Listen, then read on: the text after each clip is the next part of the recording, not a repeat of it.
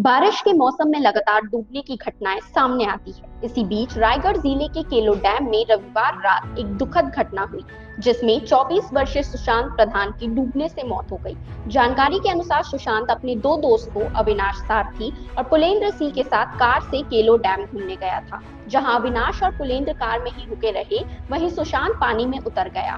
काफी देर तक जब वह बाहर नहीं लौटा, तो दोस्तों ने उसे ढूंढने की कोशिश की, लेकिन सफलता नहीं मिली। सोमवार को उसकी लाश मिली, जिसे पोस्टमार्टम के लिए भेजा गया। बताया जा रहा है कि डैम में पानी का स्तर ज्यादा होने की वजह से सुशांत डूब गया और बाहर ना निकल पाने के कारण उसकी मौत हो गई। इसके अलावा सुकमा जिले में शबरी नदी उफान पर है, जिससे झापरा पुल के ऊपर से पानी बह रहा है। इससे उड़ीसा के साथ संपर्क टूट गया है और यातायात पूरी तरह से बाधित हो गई है।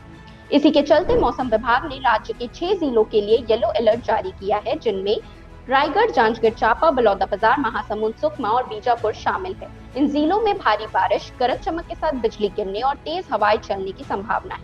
वहीं बस्तर संभाग में भी कहीं कहीं भारी बारिश हो सकती है। मौसम विभाग के अनुसार बंगाल की खाड़ी, उत्तरी आंध्र प्रदेश और दक्षिण उड़ीसा तट के पास बने लो प्रेशर के कारण आने वाले 2 से 3 दिनों में राज्य में मध्यम से भारी बारिश हो सकती है। वहीं पिछले 24 घंटे के तापमान की बात करें तो प्रदेश में अधिकतम तापमान 32.4 डिग्री सेल्सियस बिलासपुर में और न्यूनतम तापमान 19.6 डिग्री सेल्सियस दुर्ग में दर्ज किया गया।